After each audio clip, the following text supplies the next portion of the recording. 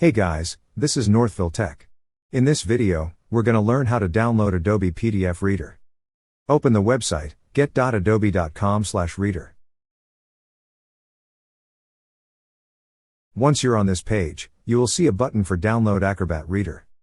Click on Download Acrobat Reader. Next, the download will start. And once done, click on the downloaded file, at the lower left part of the screen. A pop-up window will appear which show the installation process. Just wait for it to finish. After that, click on the Finish button. That's how you download Adobe PDF Reader.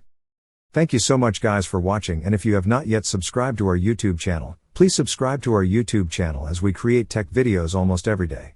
Also check out our website northvilletech.com for great tech articles, and our recommended resources in the description below for various sign-up bonuses.